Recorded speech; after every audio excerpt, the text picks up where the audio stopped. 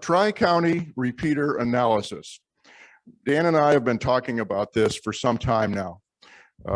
If you remember back several months ago, we've done some repeater testing on the Saturday morning net where we tried to migrate from the 442150 to what our backup repeater was. Some people made it, some people didn't.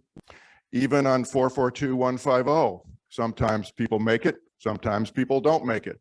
What you're going to see tonight, farther into this presentation, is what Dan and Steve, and I apologize for Steve not putting him up here, his name should be here because he probably is the person that started the software initiation for the club for all of the JPEGs you're going to see tonight and what you're going to hear about that. So between the three of us, we put this presentation together. More than just a Tri-County repeater analysis, I want to go into a little bit of history about OCRA. Steve, if you go to the next slide, please. So we're going to go OCRA passed from inception to the WUNC high tower repeater installation. Where did we start? How did we get there? How did we get that big thing at 1,100 or 1,200 feet in the air? Then we're going to go to take a more recent view. OCRA 2015 to pretty much today, 2022. Then I'm going to turn this over to Dan and Steve to really do the Tri-County repeater analysis, where you're going to, I think, see some really interesting stuff from what these guys have been spending. Well, I think I said in the last meeting, something like 25 hours a day working on these charts and graphs and putting together all the data for the software. And then when we get done with that, well, what do we do with it? Let's talk a little bit about OCRA future. Where do we go from here and how do we get there? So we've got a lot of repeater data. Okay, you're going to see how we got from the beginning to the end, okay, and call the end today. And then after that, where do we go from here with the information that we've got? Next slide, please. And those on Zoom, it's slide 3. Well, everybody's actually able to see it. Okay. 1992, okay. OCRA was established in 1992, incorporated in 1993. As you'll see from the numbers there, we started off relatively small with 30 people, and then 85, and then 90, and that's kind of where we've been hanging for about the last 16 years. Yeah, we've got 112 total, but significant thing on this page, we got 5 members that expired last month, and we've got 15 members that'll expire this month, and there's more that have dropped off prior to that. And as you'll see when we get to some of the finance slides, it's very important that we have a retention for membership, and the members that we have continue to pay their dues because we've got expenses. So you'll see that. In the early days, OCRA provided several public service activations that received high-level recognition. Now, we haven't been doing a lot of that lately, and that's kind of good because we haven't had any major issues, any major disasters. It's kind of bad because we get out of practice and everybody figures, well, I know how to work that radio. I don't need to do any training. I'm ready to do whatever. Not necessarily true. You'll see about that a little bit more. And in a follow-on presentation, which won't be tonight, from what we're learning from our Chatham County guys that are back there. Okay, since we provided some support in November 1992, one of those was support to a tornado in Hillsborough. And we were recognized by the Orange County Board of Commissioners for the outstanding job that the OCRA Club did there with coordination of communication and emergency support. In June of '93, there was a huge power outage that took the 911 service down. Again, OCRA was recognized with a letter of appreciation from the Chapel Hill mayor. We have all of these documents. If anybody wants to see them, they're in our archives. I didn't want to get them up here tonight. Again, we got a lot of data to go through, but if you want to see them, they're really interesting to read through so you can see the great words that were used to describe the support from OCRA in the past years. Not wanting to rest with what we had with our one little repeater, in August 1993, a white paper was written, which is also in the archives, you can read that, that was focused at the future to how do we increase our capabilities and with proposed new technology and repeater enhancements. We had one repeater back in the early days. How do we make ourselves better so we can continue to provide these levels of services to the county when necessary? Next slide, please. Well, just so happened that at about the same time that white paper was being written, North Carolina Center for Public Television planned on putting up a 1,350-foot tower, WUNC. And OCRA, because of the excellent support that had been given to the county at that time, was offered a free, no dollar signs in front of it, but if there was, it'd be $0.0, a free spot on that particular tower if we could get there. So utilizing that 1993 white paper, there were funding suggestions in there, quotes based on what equipment we would need to procure, based on what other labor expenses there would need to put a repeater on that tower. Just for futures, that's called a high tower repeater. Okay, the technology of a high tower repeater, the repeater is high on the tower. Another technology, which most of Charlie's are, it's maybe a high tower, 400, 450 feet, but the repeater equipment, as with Chatham County model, is down at the base in a air-conditioned room. Coax goes up to the antenna. So we've got one of the few high tower repeaters in the area. Well, what happened? That particular estimate was $20,000. You don't just find that sitting in a coffee can somewhere. Because of what OCRA did, UNC Hospital donated $8,000. Chapel Hill Town Council donated $8,000. The members at that time put together donations of $3,000, and Piedmont Electric put together $500. So if you add that up, that's 19.5. So that's pretty close to it's almost $20,000 to get up on that repeater, on that tower.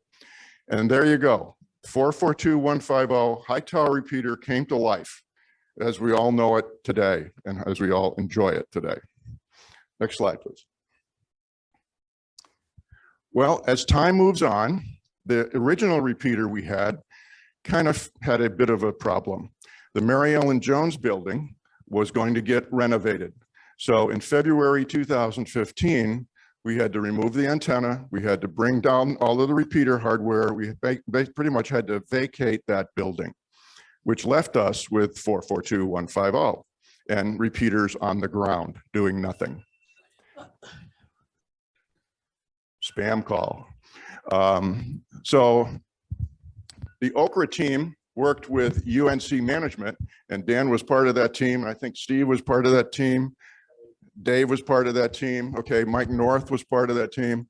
So they worked with UNC management from February 2015 to September of 2016. I mean, that's way over a year. And where did we get? Well, we found out that because of the change in management at UNC and because of the change in insurance requirements and concern over liability, okay, we were looking at a $10,000 to $15,000 only for them to allow us to put our repeater there. We couldn't afford that. So we kind of like backed off and said, nope, can't do it. Nobody was coming forward with donations and say, here's $10,000, here's $15,000, we need that other repeater. We really weren't providing any support at that time. Back to the good news, bad news. We didn't have any reason to, but we didn't have any reason to. Okay, so that's both good news and bad news. So the OCRA team shifted gears. They started looking for other Orange County locations. Where are there other towers that we could locate an antenna and maybe go to a lower, not a high tower implementation, but one of the current types of implementations, and really couldn't find any. Now, there's two things there. Not only could none be found, you really just don't want to find a place on Charlie's tower, okay, where DFMA already has a repeater. What good does that do? As you'll see in Steve and Dan's slides, we need coverage. We need towers in areas that will continue to provide us a good balanced coverage of the three counties. So Dan and I have been going to some meetings down south in Chatham County and met Steve Newton. I met him long after Dan did, but Steve happened to ask if Steve Newton, who was the Director of Emergency Management for Chatham County, wanted to know if he would be able to use the 442150 repeater. They didn't yet have any repeaters. And of course, ours is not getting very high utilization. Obviously, you can use it. I mean, that we're a service club. The repeater was funded based on an agreement that we would continue to provide services Steve's the EOC manager, so let's go with it. And Chatham County Group of Amateurs started working with Steve to deliver services and support to Chatham County EOC. Now, if you go to the next slide, you'll see what I mean by that. As a result of the services that Chatham is supplying to the Chatham County EOC, Emergency Management, Steve has offered to provide tower space, antennas, coax, equipment locations, which is the building at the base of the tower, which includes power and internet, installation costs, and training as needed, okay, to support these services. Now, there's a whole nother presentation that we could go through that we don't have time tonight, but we are indeed going to go through that, which the logical question is, what are those services? What do they do? What might we want to get involved with doing, okay, for Orange County? And as you would expect, a lot of them are radio services. They're communications related. They're also labor support. If their team has worked for 24 hours and they're about ready to fall over, the Chatham County guys are trained by the emergency management team, and they can go in and act as the emergency management team and continue to provide that same kind of service. Okay, and there's like an 8-page presentation that goes into a lot more detail than I can go into tonight. But those are services similar to what we used to be trained for and provide, that we are way out of date for our training, and we would have to go through some of that again. But you can tell by what Steve and the Chatham County has provided to the Chatham County hams how valuable they think these services are. We had hardware laying around. Well, this was Mary Ellen Jones building. We can't find a place to put it. So 443-475 repeater and the 145230 repeater that used to be up here in Orange County are now in Chatham County, and they're being utilized by the Chatham County Emergency Management Team. Okay, one might say, well, why didn't we keep to use them? Why didn't we keep them? Well, we've got a high tower implementation. These are older repeaters. In most cases, they're out of manufacturing, okay? They would be a high risk to go into a high tower type of implementation. With their model, they're serviceable from the ground. As you'll see in follow-on slides, what it means to have a high tower implementation and what it means to be able to service those, or not really means now, what it requires to be able to service those, okay? So where are we? Only one problem. You know, based on the new tower maintenance policy, what if 442150 fails? You know, it's 1,100 feet in the air, okay? You're gonna see some numbers later that start to talk to that. But in the old days, the good old days, Dan and crew, okay, and I think, have you been up the tower? I haven't. I've got towers in my yard, and I won't go 1,100 feet up. Wilson has been up, Dee has been up, Dave has been up there. You know, you just get in this elevator and you ride forever. And when you get up there, you're on this grate. It's not a solid floor, of course, too much wind resistance. You can see down over 1,000 feet. I don't go there. Nobody does anymore unless you're a certified licensed tower climber. So you'll see the problem with, what about the maintenance? What if that happens to fail? Okay, so based on the Tri-County repeater inventory, what does the coverage look like, and how can we take advantage of all three of these counties? Next slide, please. Maybe. Okay, with this, I'm going to ask Dan and Steve to come up and go through some of the slides that they put together and show you what the three counties look like, what they look like depending on what kind of radios you're using, where you live, and what happens when one of them dies. With that, here you go, Dan. Thanks, Bruce. And a couple comments. You saw John Welton's sign in there. That 1993 white paper, guess who wrote it? John Welton. John and I took over maintenance of OCRA repeaters close to 26 years ago. And he's out in Colorado now. We hope he'll be coming back. I want to start this presentation with this chart. This is actually from the Orange County GIS system, and it shows the terrain of Orange County. Why is repeater coverage in this county difficult? And that's because there's 14 ridge lines or peaks that run through it that range into the 600 to 800 foot level. And most of our residences are on an average about 500 feet elevation. So if you've got one of those peaks or ridge lines between you and a repeater, guess what? You got problems. Those ridge lines divide Orange County into a northern orange and a southern orange when it comes to covenant repeaters. And in the northern part of Orange, actually, particularly the 145-450 repeater, it divides it into a bit of an east and west coverage difficulty. So there are areas there where we really need 225 to fill in where people further west may not be able to hit 450, especially if they're using an HT. Next slide. This is going to be a bit of a cram course, but we're going to use static image captures of what a topographic plot has in it. The best way to really appreciate this, everything you're going to see from here on, you can see in Google Earth as a series of overlays. Let me just ask for a show of hand here. How many people use Google Earth or familiar with it a little bit? Okay. One of the awesome things about Google Earth is when it opens up, you're looking at a view from a satellite 375 miles above Earth.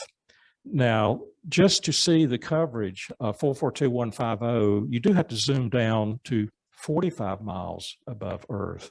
And that's what this plot is. The colors are indications of signal strengths into the repeater. And at this point, I'd like to have Steve Album come up and talk a little bit about the covers and really the point to get across as you later see in the plots, if you're in red or whatever color you are, what does that mean in terms of your ability to use that repeater? Steve?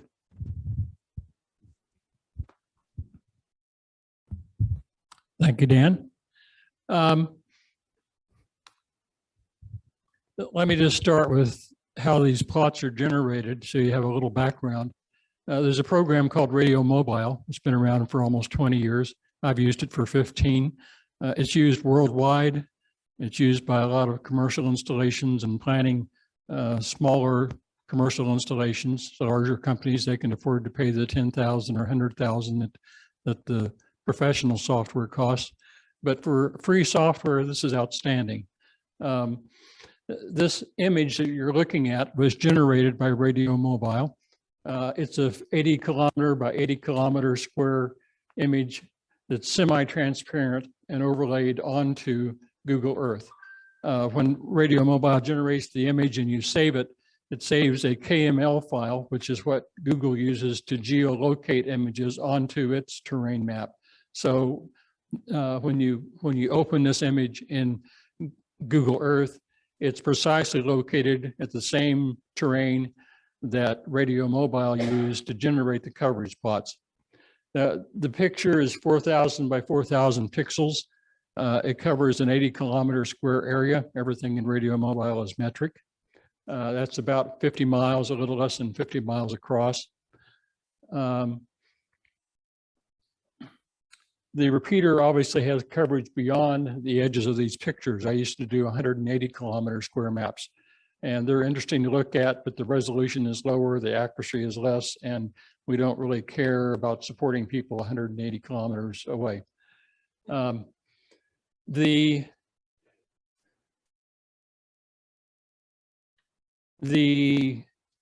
colors represent a signal level, and it's the worst case signal level from either the repeater, which in this case is the 145 or the 442150 right at this location, to a mobile unit, a typical mobile unit.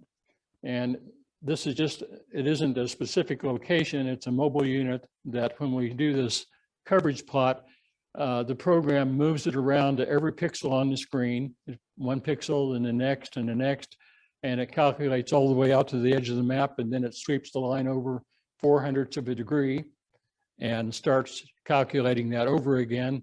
And it makes about 1,500 sweeps around to generate this polar plot that starts at the repeater location. The signal levels are calculated based upon several algorithms that are part of the Longling Rice irregular terrain module, which is was developed in 1982 and was used by the author of Radio Mobile, the developer of Radio Mobile, who is Roger Coudet in Ontario, Canada.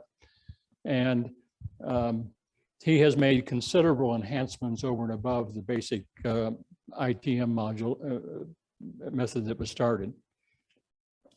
The color legend over here on the right, and I'll step over here, is an inset that Dan has put in this graphic so you can see it better, but it's always available on the plots.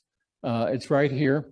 And Dan will show you a little later, there's a shortcut to it. You can click on it and it'll zoom right into it so you can see this and refresh your memory about which colors mean which signal levels.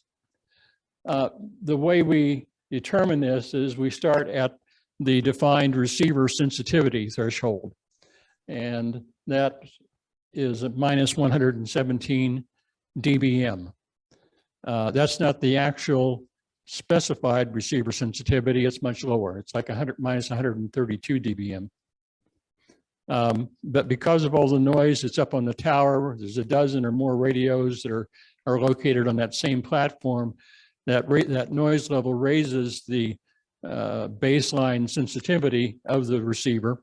And so I have, in my wisdom, decided 117 is the magic number that works for this repeater.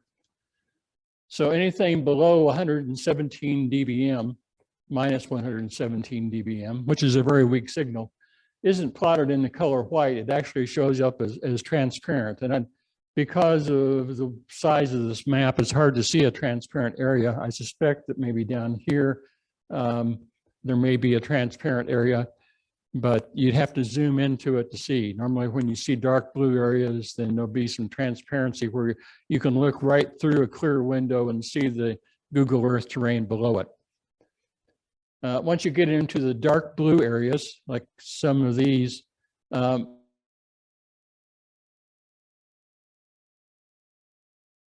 matches the system that's defined here. And if you're out in an open area, you're not inside a house or a building or sitting in your car with an HT, there's some caveats that you have to understand that may not apply, may not be obvious. And as the colors go from dark blue to light blue to green and yellow and red, the signals obviously get stronger by 10 dB, which is significant.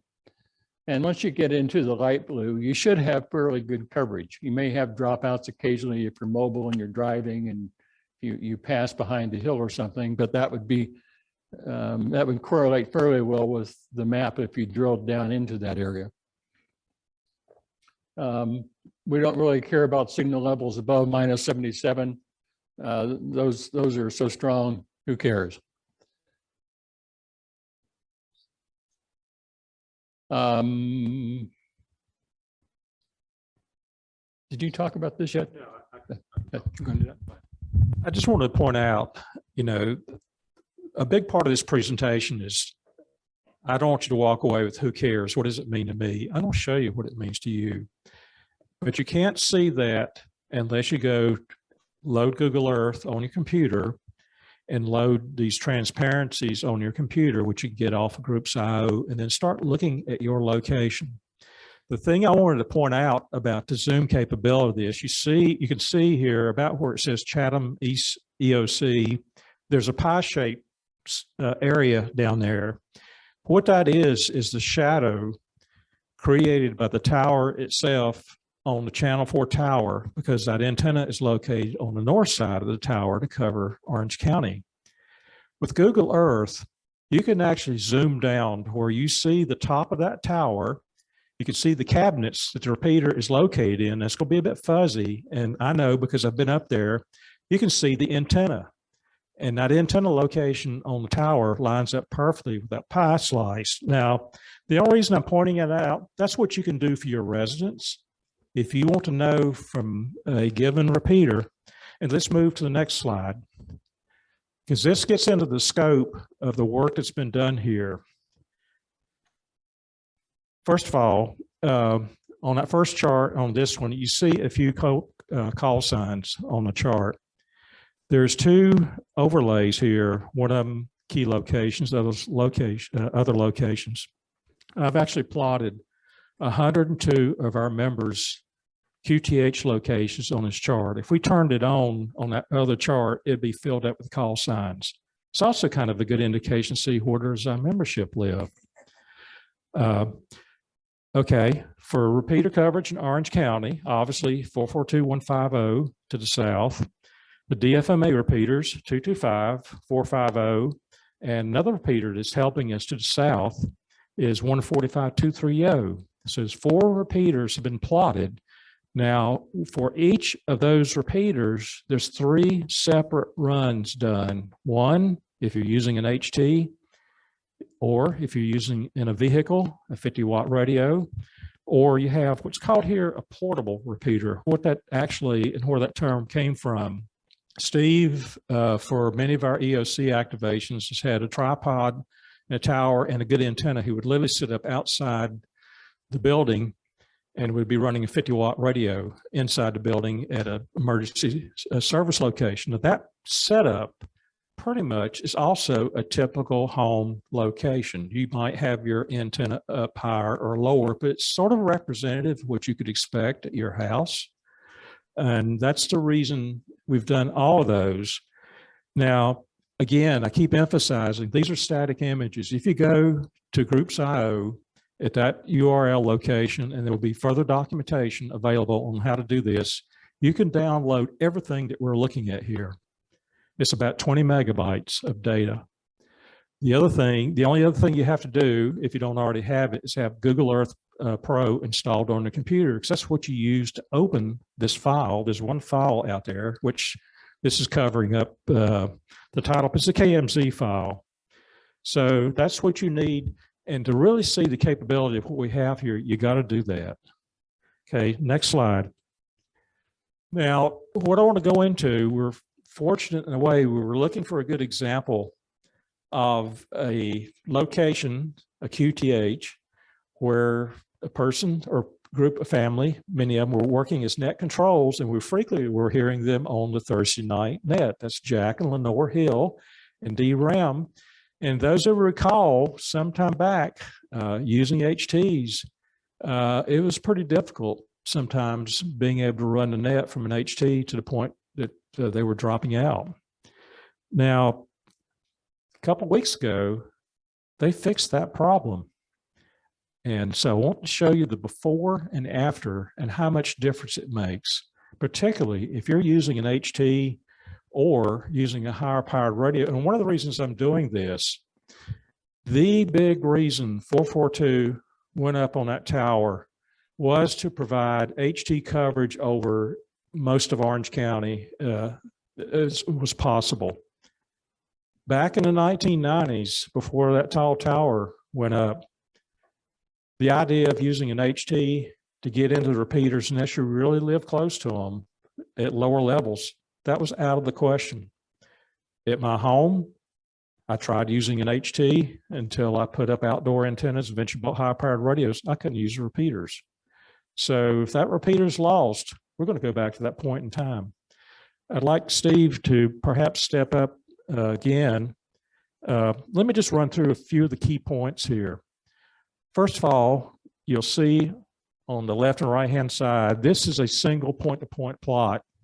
And what Steve described earlier is this software is taking this plot, if you will, and rotating it like a radar through 360 degrees and calculating every point through here, what the signal levels would be at that point, and also looking at terrain.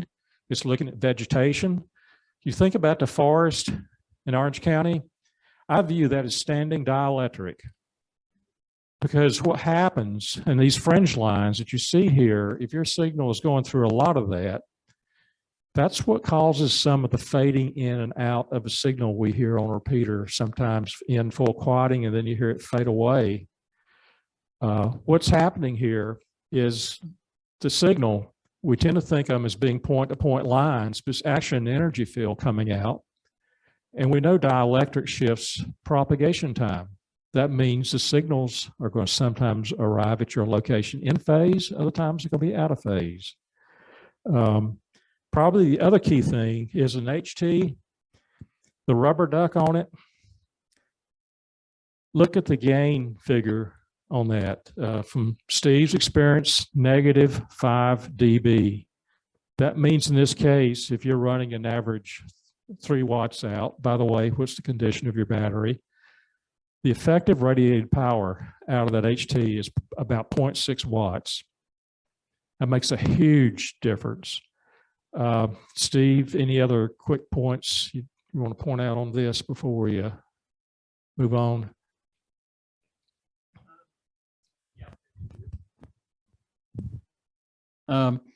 So this is something that you have to have radio mobile installed on your computer to see. And that used to be a big deal, the way it was structured and you had to download it and configure it.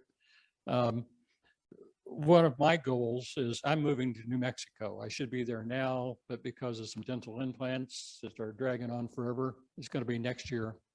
But I'm not going to be running radio mobile and helping people. I probably have done at least 2 or 3 dozen site analysis for people that had problems connecting to a repeater, and run these kind of plots and give them recommendations so they didn't have to do a cut and trial, do this, buy this, spend a lot of money, and still not have a solution. So we really need someone or several people in the club to try to get some experience with radio mobile. And I'm not going to try to train you how to use radio mobile today, but if there's anyone interested, I do have a DVD here that you can install, that you can put in your computer, move one folder over to your computer and create a shortcut and be running radio mobile with the exact same data that we did all these plots with in probably 15 or 20 minutes. And you would need a little instruction, and if there's enough people interested, I'd be happy to do a 2-hour workshop to get you started. There are instructions on the website on how to download Google Earth and how to download the KMZ file that gives you all the coverage plots in Google Earth. And then there's also a little blurb on the back about radio mobile. I won't go into too much detail, but just to give you a brief idea, this is the terrain elevation that we see for this 7.2 mile path. The green fuzzy stuff are trees. We have deciduous trees, coniferous trees, water, grasslands. There's a few houses here. And it basically, the transmitter is on the left-hand side, the receiver is on the right-hand side. We always want the to plot the weakest direction of the path, so we have the worst case signal analysis. And that's usually with the home repeater being the transmitter, or the home radio being the transmitter.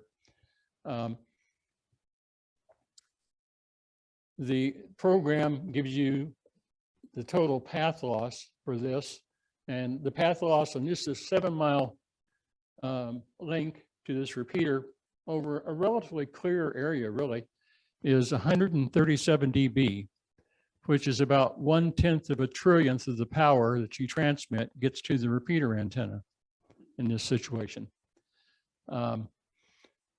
And this breaks down the loss by various types. Really, the forest doesn't add too much. Most of it is obstructions. These obstructions that go into these elliptical lines, which are the Fresnel zones, they account for about half of the obstruction loss. The main loss is a little bitty 16-foot high hill here, about 200 feet behind the house. And if you could just get over that 16-foot high hill that's close to the house, you gain 12 dB. So by looking at this, you can see I don't have to have a 40-foot tower to reach that repeater. I just need to get over this obstruction that's near my house, and then I'm home free. Of course, going to a higher gain antenna gets you another maybe 10 dB, and all of a sudden you have plenty of signal to noise ratio as received by the repeater. So this is a very simple thing to use. This plot runs instantaneously. Every time you make a change, it updates. The other plots, they run 8 or 9 minutes, 20 minutes. But if you're interested in exploring this, I would be happy to get a small group together. We can load it on the club computers and get you started. It may not be your thing, but you never know until you try it. Thanks, Steve. Running your software is a bit of a challenge. Steve has spent a tremendous amount of time with me, getting me on board, and Ed Neely, W4KEN, has offered to be a part of this. The key thing being, this is a critical skill, because what you'll see coming up as to what this tells us, particularly about the loss of 442.150, what would it do to us in terms of ability to communicate? That's the real thing we're looking for. Next slide. Now, I mentioned on a couple of the other slides, the eye altitude. If we zoom down to 1,000 feet above the Earth, and that's out far enough, actually this chart's truncating just a little bit, I think, but we can see KM4MBG and KU4GC and KF4PAB's QTH. Now, the line here is a little bit off. They actually live right here underneath that lettering. But the biggest thing is if you load these overlays on your computer, say, I want to go to my location and see what I can do with an HT. And if that's pretty bad, and it turns out, Steve mentioned these colors actually down to the blue are still pretty much optimum condition situations. If you start adding weather, a number of factors in, you're in the zone where sometimes it's going to work and sometimes it's not. And you see actually right in this area here, that blue, where Lenore and Jack's house is really just on the very edge of that. They're being shadowed by terrain. If they're going to use 225, they're being shadowed by this road, the elevation here. Steve mentioned 10 or 15 feet making the difference. That's where, for your location, you can zoom back out and start seeing what's getting in my way. It may not tell you how high you would need to go. That's the kind of information you can get from this. Next slide. Okay, this is another slide of the same thing we went through before, so not going to spend a whole lot of time on it. But first of all, Dee, you want to tell us real quickly the changes that was made at Jack and Lenore's house? Okay, well, we were using HTs, and we even did some with one of these longer things on the HT, and we decided to use a mobile radio. This is some Yaesu model, which I couldn't repeat, but that Jack bought. And we had Ed Fong, if some of you may remember, he was selling it by mail, and they did a presentation that these J-poles encased in PVC. So we had a tri-band J-pole, but the fact is only 2 bands were of interest. And the big room we're in had a cathedral ceiling and all that. So we had a shelving unit that went up this high. It's one of these, well, they essentially looks like pipes, and we clamped the J-pole thing to that. So the top of it's about 13 or 14 feet. So that's a little bit different from sitting down with an HT. And the mobile unit's doing about 5 watts or so. Okay, that little change, if they're running out radio, first of all, with that antenna and a typical gain, rather than getting 1/10 of the power out with the antenna and a 4 dBi range, that 50 watts is producing a 61 watt effective radiated power. That's the difference between an HT rubber duck and getting a half decent antenna, and particularly more so, get away from it, get your body, metal, whatever's in your house away from that antenna out of the near field. It could make a remarkable difference. Let's go to the next slide. Okay, the colors we talked about, with those different inputs, that says they're solid in a repeater. And for those of you who are participants in the DFMA Thursday Night Net, you've heard that difference before. That HT was dropping out. The last 2 weeks, they've been in with this dip change home system. Full quieting, solid in the repeater. That's what those colors mean Okay, next slide. Now, this is a composite of everything turned on, and it's not going to give you the best view. This is all the repeaters turned on the air. The takeaway from this is the entire county is pretty well solid colored in some color, meaning this coverage. One little side effect is you turn on multiple overlays, some of the colors start canceling out. But the point that's to make is that where we are today, we've got pretty good coverage of the entire county. Next slide. What starts happening if 150 goes down?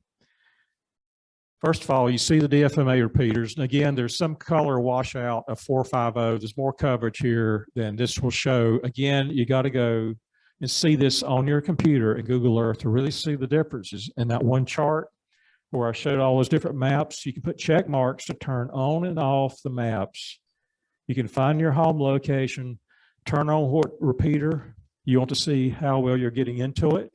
You can turn on, well, am I using an HT? Am I using a vehicle mobile mount? Or am I using an in-house antenna? And you can see these colors. Okay. Now, fortunately, I mean, I've often wondered, people say, well, what advantage does 145.230 have down in Chatham County for Orange County? Guess what? It's covering a lot of southern orange. And oh, by the way, do you know all OCRA repeaters are in Chatham County? 442.150 is a Chatham County repeaters just across the border. The border is only about 5 miles from downtown Chapel Hill. Next slide. Okay. If 150 goes dark and we still have 230, 450, and 225, and you're out trying to use a HT to communicate, guess what? You're in trouble. And that's the key point to make in this presentation about the coverage we currently have. That height is giving us the height to look over the terrain in Orange County and cover it. And if we lose that, we're basically going back to the 1990s before that repeater was ever there. I did want to show one more chart. I've mentioned the north-south divide in Orange County. This surprised me. I wanted to see, Dave, your coverage, and I just happened to flip on the 450 repeater coverage. And it's unbelievable where the terrain is coming here and how much it starts shadowing over toward your way. I don't know if you've used an HT trying to get into 450 or not, but say again. Okay. So that's one picture that I didn't even realize how much east and west terrain can make a difference. And that is Highway A6. It also says something about highway road builders. Guess what? They've always picked places where there's a minimum amount of grade and fill. You don't want to be building roads up here because you got steep hills to deal with, and you don't want to be building them down here where the water is. And like over here in Alamance County, you can see the road is built on the peak between two low-lying areas. Duh, that makes perfect sense. Yeah, it is. Yeah, that is contour. I mean, basically we're showing it by radio signals, but as you go to the low tower repeaters, you really see what the terrain is looking like. You won't see that much by looking at 450 because it's high enough to overlook a lot of this terrain. If any of you want to know where you live, what's the elevation? If you're in Orange County, go to Orange County GIS. You can find any and everything you want to know. There's topo maps there. But that basically is the story I wanted to tell about our repeater coverage. And again, please go download that file and look at this in real time. The difference between what you see here and what you're going to see on a computer, but being able to zoom in and out is order of magnitude. That's all I have. I guess it's time for back to Bruce. Questions? One quick word. Yes, reinforce what you said. I was a little worried about all this fancy software and worrying about it. I just did two things. I went to the website for Google Earth. I didn't have it on that computer. Did whatever it is to downloaded it. Then I took that file, put it on the computer. The file was there, Google Earth was there. I clicked on the file and everything came up. Didn't have to do anything else. It's very simple. The only thing I've run into, I think on a new install, that sidebar I showed on the chart back where it listed all the repeaters and all the runs. If you don't see that sidebar, you might need to go to View and the menu command, and you'll see a sidebar. You need to make sure that's turned on. The only other thing is if you're near one of these major roadways, I-40 or Interstate 85, Google Earth paints those in yellow. And as you zoom down, that yellow blob starts spreading out. You can go down, and a lot of what you see here is Google Earth supplied data. You can go down and turn off roads if you need to, if that's interfering with the view. And you can turn all of this off and you're just looking at Google Earth. Dead zone. The software will tell you that, okay, say I have HT, I'm in the dead zone. Now I go up to 50 watts. Am I in the clear? Or if I need an antenna? Well, that's where, yeah, go back to the.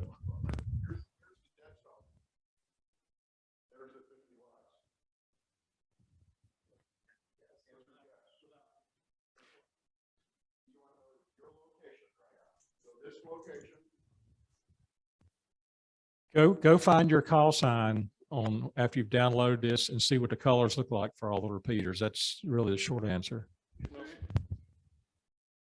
Is there any similar presentation for antenna elevation, home station elevation?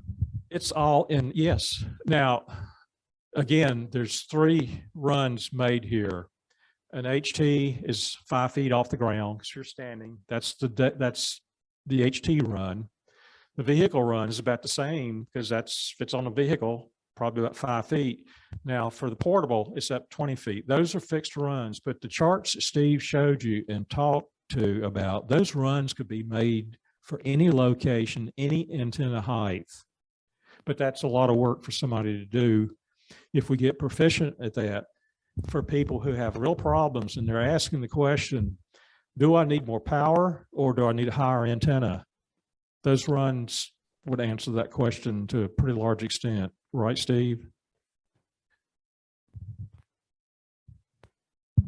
Yeah, and that was the point that if for sites that have problems, if you go back a slide, Bruce, that one, to run this and see what your current situation is and then determine what you need in order to get a strong enough signal to reach that repeater and perhaps the other repeaters that you're interested in.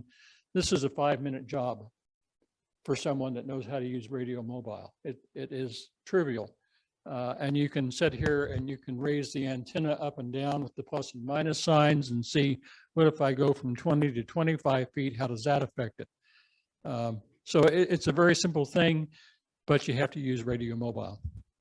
And let me ask the question, once we're at this point in a run, if I change this number, do I have to rerun this thing or can I just change this number here and it'll show the difference? It's instantaneous. As you make any change here, if you go from HT to a portable system, it'll automatically change the receive level up here and show you how much stronger your signal is. And this is the strength of the signal at the repeater, and this is the amount relative to the receiver sensitivity. So this one shows that it has 13 dB above the sensitivity, which may be a little optimistic in this case, but that's because the HT was inside of a house when they were using it.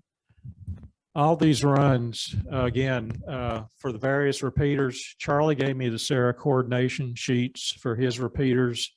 And we took that data directly in terms of what the feed line lengths are, the height above ground. Of course, the lat long is in there, but all the inputs that we needed. This is not some quick and easy job. It goes down to the nitty gritty. But to answer your question, Dave, yes, you could make runs and just bump that height and say, okay, if I get up this level, what's my, yeah. Back to Bruce, I believe. What we're going to try to do, we'll see how long it takes me to get through my section here. We're actually ahead of schedule tonight. So I'm going to go through this section and then give it back over to Steve, and he's going to try to bring up Google Earth and do a few examples. Bring it up, pick a call sign, show what it looks like, and see what it would look like, which is what Dee just did. So he's going to give that a shot here, as long as you see how I do here, if I can stay on schedule. So go ahead, next slide. Okay, future. Where are we going tomorrow?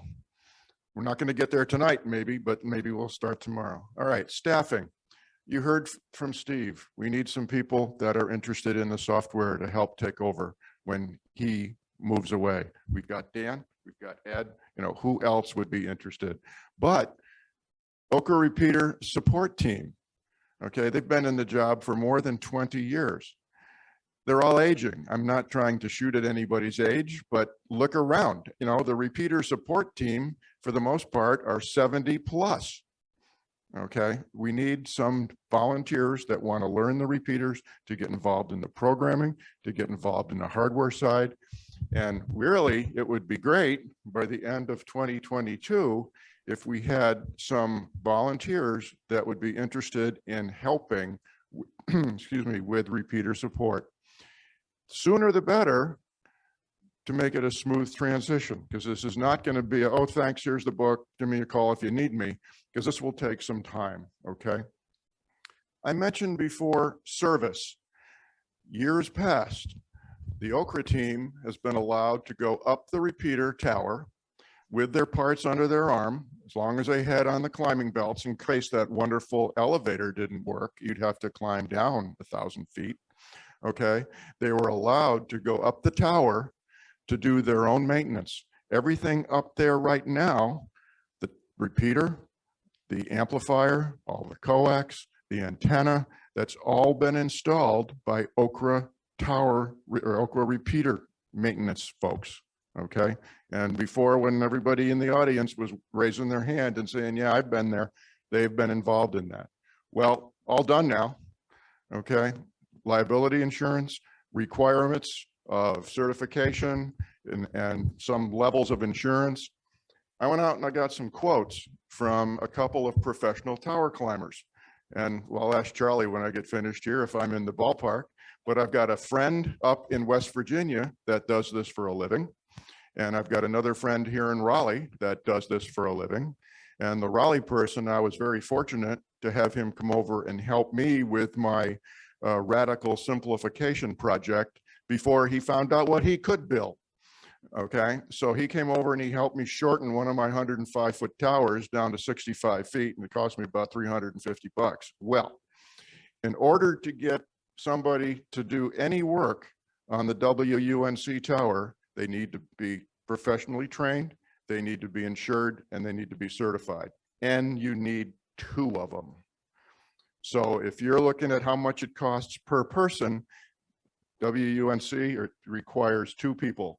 So this is the cost for 2 people for roughly an 8 to 10 hour day. Charlie.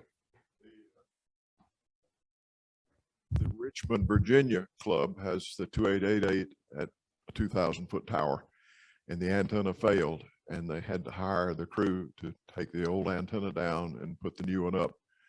And the tab for the labor was $17,000. Okay, we'll scratch Charlie's comment out. We don't want to hear news like that. But that gives you an excellent example of reality of what we no longer have. Wilson has a question. Let me walk over. Am I the only one who can't read that? Yes. Hang on a minute.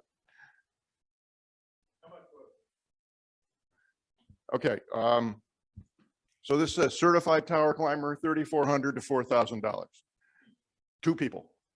2 people. That's the quotes I've got. And these guys have all the certifications. In fact, they're both trainers. They can actually train tower climbers. So they've got every certification necessary. And one of them actually has been up the WUNC tower. So he's been there. So he's okayed by them. Yes, Peter. Hang on. We have a similar situation.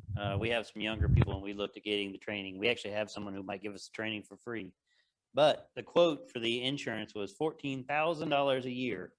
And you cannot short do it. You can't get it one day and then cancel it the next. There was a minimum of like $5,000 that they would keep, even if you canceled it 24 hours later. I don't even need the rest of this slide. I think you folks pretty much understand the predicament we're in, but I will continue anyway. Okay, so that's just to get people up there. Now, one comment about this labor. Both of the tower climbers I talked to said, and I am assuming, I being the tower climber, assumes that I have a field replaceable unit in my hand. I'm not going up there with an oscilloscope, with various components, with a laptop trying to start doing any kind of troubleshooting. If a wingus fails, they want a wingus under their arm. That's been pre-tested, pre-programmed, know it's going to work, unscrew the 2 pieces of coax and the power connector, plug it in, and come down. Okay, if there's more than a wingus, then that's why you get the 8 to 10 hours. Okay, maybe you've got a frappus, they're more difficult. Okay, but still, that's the assumption that you've got a field replaceable unit with you. Now let's talk about the field replaceable unit. All right, right now, if we need to replace the equipment on the WUNC tower, not including the racks that they're in, and they've been there for a long, long time. Okay, this is the replacement cost. Okay, this does not include, let's go back up here. This does not include the programming, the testing, the burn-in, the time associated with doing all of that preliminary work to get that equipment to a field replaceable unit so you can hand it to this person. Okay, so we're looking at somewheres around $15,000. And it sounds like from what I've heard around the room, at a minimum, okay, if we have a catastrophic failure on our 442.150 high tower, now you see where I'm going, our high tower repeater. Let's move down to the next part of this. How much do we have in our treasury? Wow, $11,695. We can't fix it once. Well, maybe we can, okay? Maybe it won't take 8 to 10 hours, and maybe it won't take everything, okay? So we roll the dice and say, okay, something fails, maybe we can fix it once. Let's think of what we've done with the nets now that it's summer. We are no longer having a repeater and a Zoom integrated net. Why is that? It's hot out. What happens to the repeater when it gets hot? It gets warmer and it might fail. If it fails, what do? We spend $14,000 so we can have a Zoom and a UHF integrated net. So now our nets now are HF, okay, for some of them, HF and Zoom, Monday night net, Monday night 10-meter net, or the Saturday nets are now repeater only. Because when we did both, when the people are on Zoom, that repeater is keyed up all the time. It is key down. So Dan said, I think we might want to talk about that. And we did, we cut it out. All right, so we've got $11,000 in our treasury, which until I had this position here, I thought, man, we're fat and happy. We've got a lot of money. We don't have anything in there. You know, we don't have one repeater repair. Well, we have dues. We've got, everybody pays dues, right? Remember the slide where we went from 120 people and we've got 92 paying and 15 aren't paying and 5 got knocked off already? Our membership is holding the same or maybe going down. We haven't ever adjusted the dues in this club. It's been $12 per person since inception. Well, let's double it. Okay, yeah, we're getting some people that are mad. That's 24 bucks, big deal. That gives us $2,000 a year. So if we've got a $17,000 bill, how many years before we can get the repeater fixed? How many people are going to like that? Not anyone. Okay, we may need to do something with the dues because our fixed run rate expenses are even more than our annual dues that we take in. And what are our run rate expenses? Well, we have liability insurance. We've got a post office box. We've got website fees. We've got things like that that nobody needs to worry about or think about because the officers take care of them. Well, without field day and Christmas dinner. So the porta potty doubled in price this year. for field day. Okay, DFMA pays half. All right, OCRA pays half, DFMA pays half, but that's without field day. So we aren't even staying at a par. Membership's going down, the dues have not been raised, our fixed prices are greater than our intake. Not a good position to be in. I wouldn't want to run our house that way. Lori takes care of the finances. And she won't let us run the house that way. All right, unfortunately, this seems to be hidden, okay? Oh, beautiful, okay. So thanks, Steve. Based on the above, one repair would cost more than the available funds, and the next repair, based on our annual dues and fixed expenses, would not be possible. We could be 10 years in the future before we could get it fixed again. How many people are going to sit and say, well, that's fine, we'll just wait. I'll just keep that radio in my car and put my hand on the push to talk button for 10 years, and when it's up again, I'll push it. Next slide, please.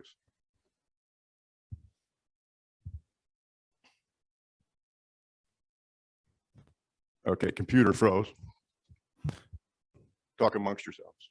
Okay, stop talking amongst yourselves. Okay, so what options do we have? Where do we go from here?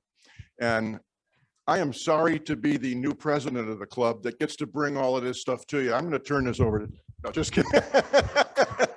Just kidding. But where do we go from here? And this is something that I don't think was looked at. And this is not saying bad folks in the past. This is the new board of directors starts talking about this stuff and about what do we need to look at and where are we going and what problems might we have and what budget issues do we have and what do we need for staffing, so Dan can maybe take a day off, okay? Steve can move to New Mexico. All right, where do we go from here? Well, when the repeater fails, Murphy's Law, we know it will, okay? And it'll fail at the most inopportune time, whatever that may be. Do we use the funds to repair it once and say, okay, done. It hasn't failed for 5 or 6 years. We're in 5 or 6 years. We'll have another $6,000, which won't get us anywhere. Okay, double the dues. We'll have $12,000. That won't get us anywhere. All right, so fix it once and hope for the best. Probably not a good idea. When the repeater fails, use the funds to bring the repeater and antenna down. All right, we've got tower labor to bring everything down to the base, because maybe we want to think about changing from a high tower implementation model. Why did we do those coverage maps? Is that something we want to do? Look what happens when 442.150 goes away. Okay, how many of us can still hit it? How many of us can hit the other repeaters that we've got around in the counties? Okay. Is that what we want to do? Well, it's an option. All right. Do we want to change from a high power implementation to a ground location for the equipment and then a tower location for the antenna? I call it the Chatham County model. I didn't know Charlie would be here. It's the Charlie and Chatham model. Okay. Well, as you saw before, we tried to do that. That was going to cost us $13,000 to do that at UNC, and then we're done. Budget is empty. We don't have enough dues to support it. We still have the 442.150 in the air. You know, that's one of the excellent reasons why Chatham County has our repeaters. You saw how much coverage we got out of those repeaters. You saw how they get support from the Chatham EOC and from Steve Newton for the repeaters and the support that they provide him. Okay, so we couldn't do it. All right, but we still have coverage to the south. Okay, so again, Orange County team looked at, or the repeater team looked at Orange County, no joy. Okay, well, let's see.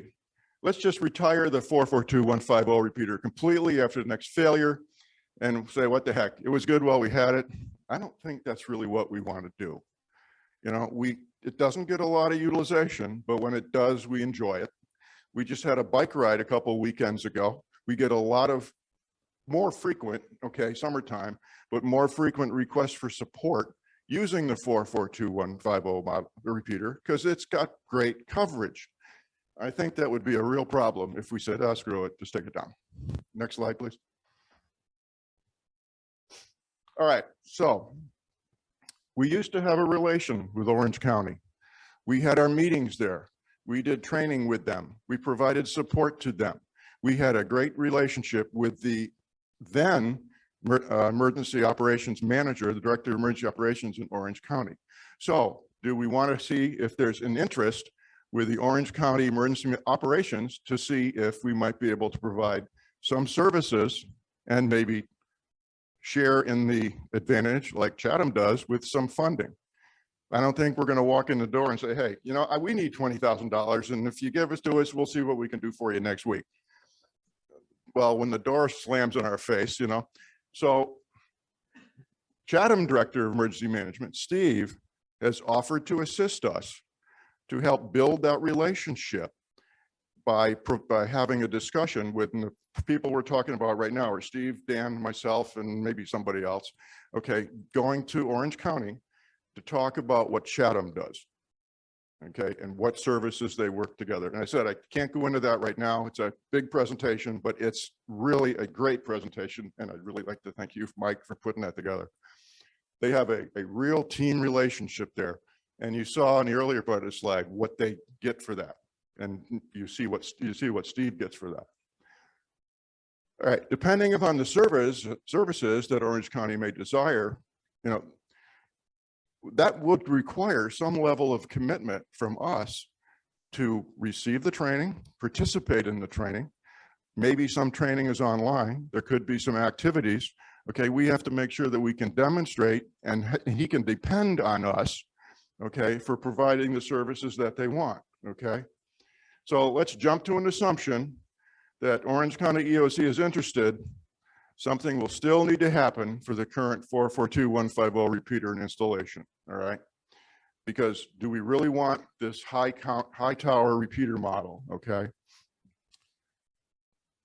I think I must have missed a slide unless I jumped over it. Then I jumped over the bullet. There was a bullet on here. Oh, here it is. Orange County EOC may be in the process of installing additional towers. Steve Newton made a comment last time Dan and I were down there doing a coax termination training seminar, which, by the way, we're already involved with those guys. Great bunch of folks, and thank you much for coming tonight. Really appreciate it. When Dan and I were down there, we were talking to Steve, and he said he believes Orange County is in the process of looking at other tower locations.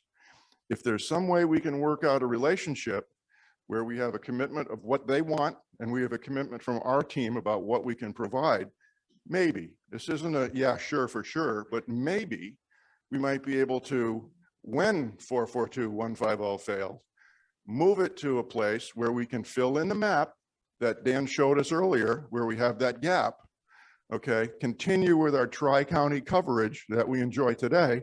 We won't be, I almost guarantee we're not going to get the same footprint that we get out of 442-150, but can we fill in that gap?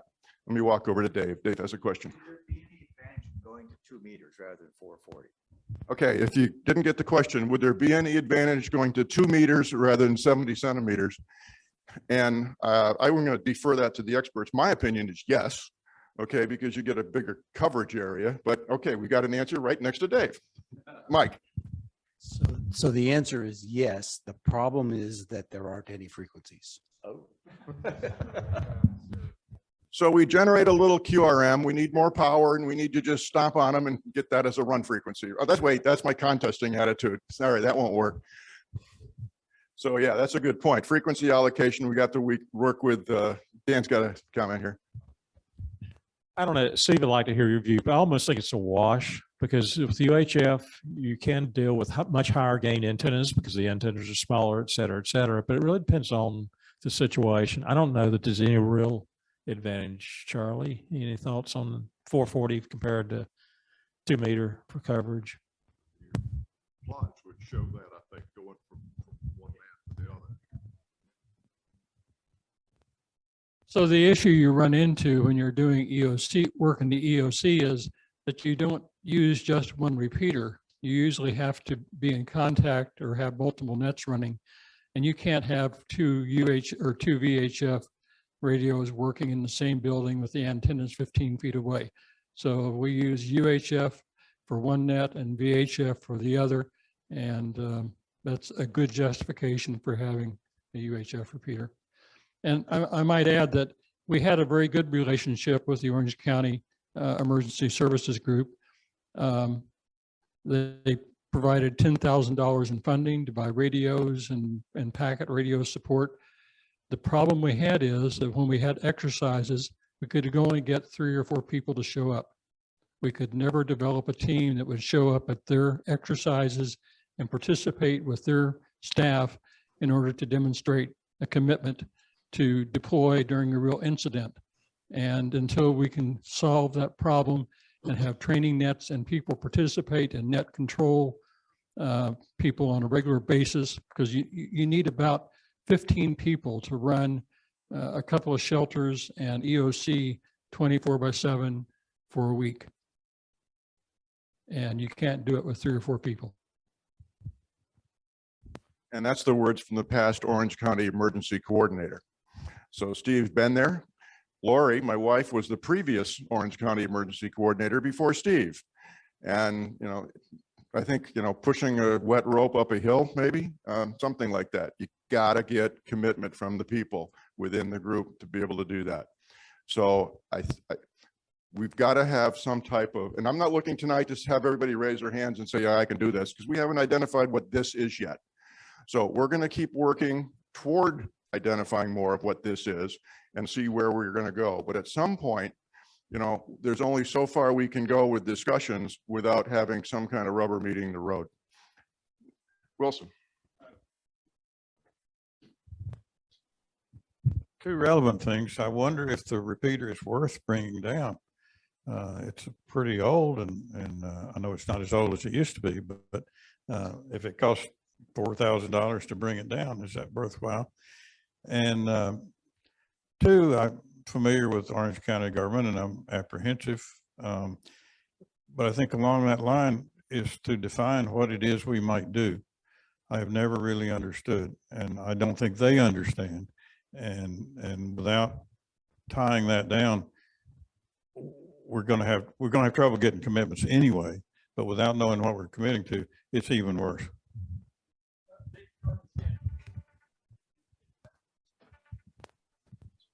Just to answer the question, they do understand what they want, and they communicated it to us very clearly. And when we participated in exercises, there were definite goals that we were to demonstrate capability in, and we were able to do it with the limited staff that we have. But they were very concerned that we only had 2 or 3 people show up for a planned exercise. So I think everybody in the room and on Zoom has heard the situation we're in. You know, to Wilson's point about, you know, do we abandon the repeater in place? I think Dan had a comment there. There's some things, actually, everything were to come down, you could reuse it in a low tower or on the ground repeater situation. That's exactly what we're doing with 443-475. That hardware for 443-475 in Chatham is either 13 or 15 years old. We would not want to put that equipment back up on the tower again, because it may cost you, well, as we've seen, $4,000 to put it up there, $4,000 when it fails too soon to bring it back down. We do have some spares we have bought. I'll also say this, one thing is escalating that price. Some of the things we've been buying is gone out of production. You can't get them anymore. You have to go to the next model. For example, Kenwood repeater I've been using, we were buying those for about $1,000. The next model is both an analog and digital. That's a $3,700 radio. What would it cost to buy? What would we bring down? Well, that's that. If you had to buy everything, including antenna, that's where that $10,790 cost is. If you had to buy everything. Now, in reality, some things generally don't fail. Very good quality duplexers like the Wacom's, I think they're out of business because they're now Telwave is repairing them. They're out of business. If you buy a new duplexer, you can find them used, but that's a $2,000, at least minimum $2,000 piece of equipment if it's a good one. And a lot of I wouldn't want to put up there The Wacom's were very good by their mechanical design to take the constant heating and cooling. We actually had a duplexer up there that failed on the original installation because cracks developed in the silver solder bonds inside the duplexer. Anything that comes down that's been up there, all the fans have to be replaced. I've been paying for high reliability, 78,000 hour mean time to fail fans. It's about 9 years, $60 a piece. The power supply, we got, one of them's got 4 of them in there. So you'd have to rebuild the stuff if you even thought about putting it back up there. And a lot of it, I wouldn't want to take the chance. So I think we'd lose a lot if we lost the high tower installation, a lot from the pictures that Dan and Steve showed for the coverage area. But if indeed Orange County is putting up new towers that are not, maybe they're only 300 or 400 feet high, not bad. Okay. Coax is expensive, but 400 feet of, 1.125" coax costs less than 1 trip up the tower, maybe. Okay. So maybe we look at what are we doing with low tower or ground mount installations. Point is, we've got to do some research. We need to meet with Orange County, knowing the history that we have, maybe with Steve, knowing the success that Chatham has had, and try to understand, is there any way to build a relationship on some type of services? Are they putting up more towers? Is there any opportunity for us to be on those towers in some way, shape, or form, providing services or not? Probably not providing services. We pay for space on the towers. That's not cheap. Right, Charlie? So, I mean, the bottom line here, right down to the bottom of this last slide, we're kicking the can down the road, sort of, but not too far. We can't afford to kick the can down the road very far because Murphy's going to be right around the corner. And when Murphy shows up, we've got to be ready with something. Any questions? Thank you for the questions you've had already. I appreciate it. Well, let me walk over to Pete. And Lori, could you queue up?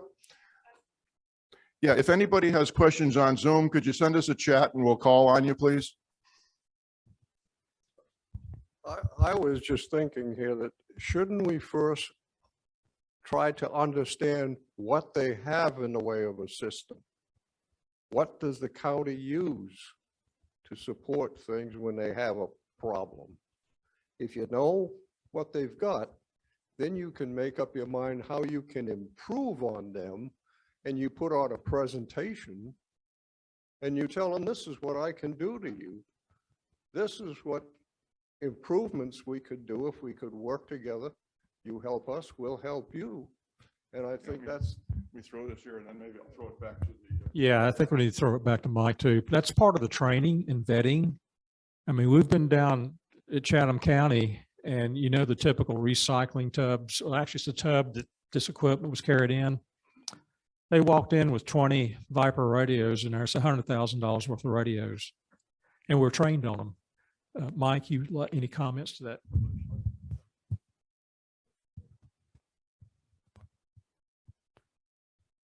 So we assist Chatham's emergency management on Viper radios. We're also in there using UHF and VHF for exactly the reason that Steve mentioned.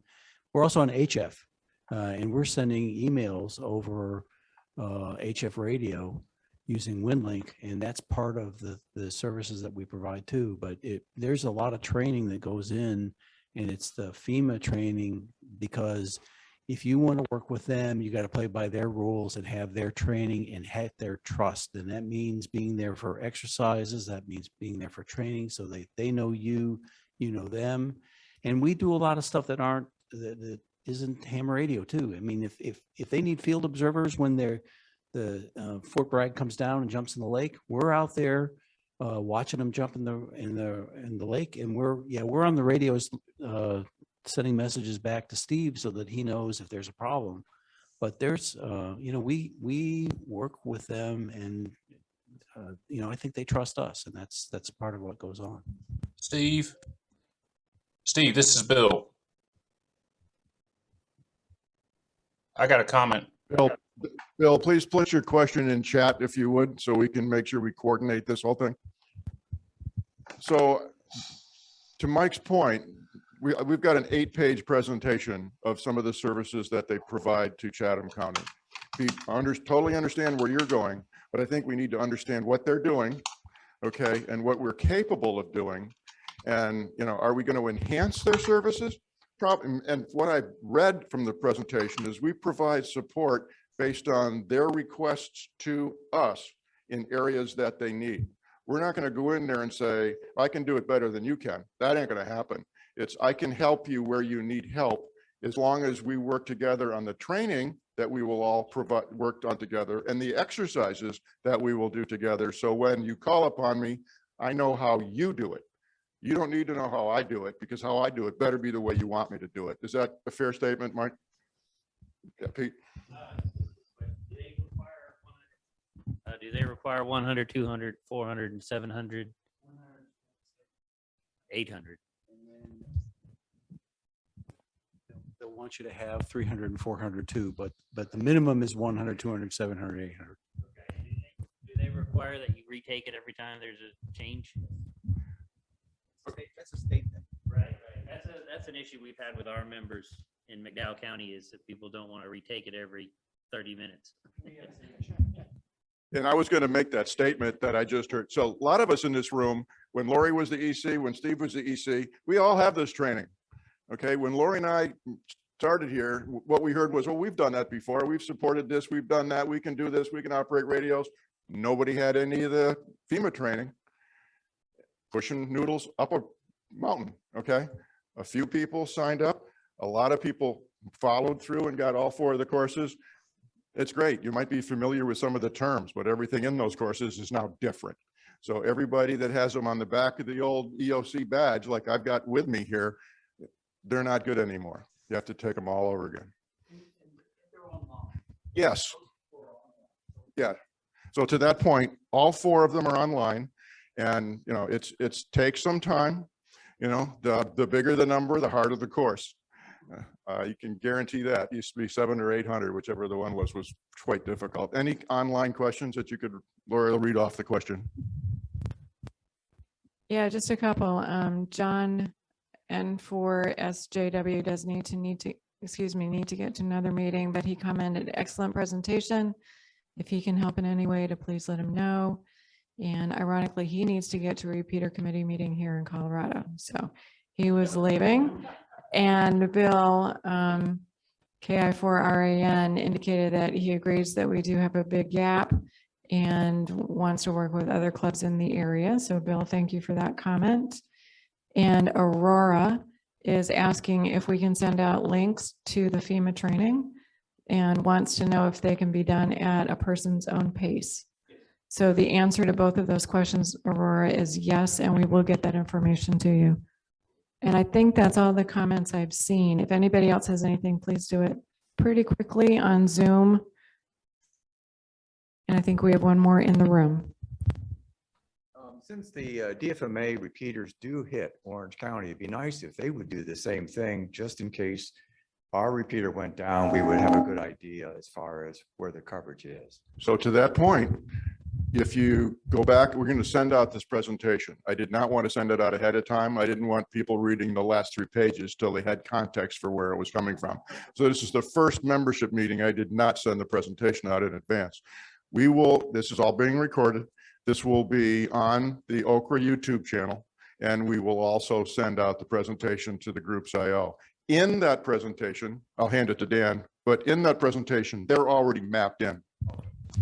Yeah, 225 and 450 are mapped. I've also got the data for other DFMA repeaters in due time. And Charlie, if you want to give me a priority order as to when we'd want to try to map out some of those other ones, we could do that. We also got repeater sites in Chatham that we need to model, because they've got a new repeater ready to go up, or moving repeaters, and we need to do mapping to make sure our plan as they're being implemented is going to produce what we expected to produce. So that's kind of a high priority. That's why when Dan and I started talking about this in December, okay, before I was officially the president, we started talking about a tri-county repeater analysis, Chatham, Orange, and Durham. So yes. mean, our backup, our official backup repeater is one of Charlie's. So if we just looked at, navel gazing, we wouldn't get anywhere. So it's got to be a tri-county to take maximum advantage of everything we have in the geography. Okay, any other questions in the room or on the internet?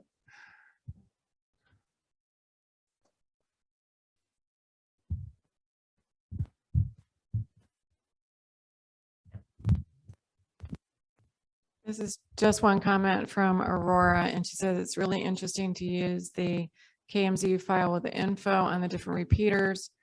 Turns out she can actually get better coverage on a repeater she didn't think to use.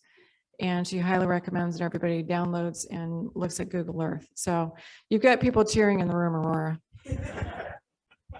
Thank you, Aurora. And okay, Yeah, we can really get people involved from all three counties then, because you're talking about that we have this minimum, we didn't have enough people in the past, but maybe with all three counties, we might be able to get enough people.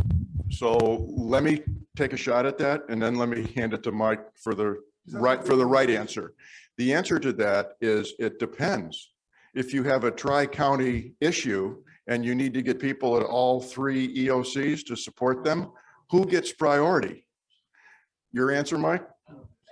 We also have mutual aid. So if we don't have an issue, but Orange County does, and you call us, you call Steve, we're there.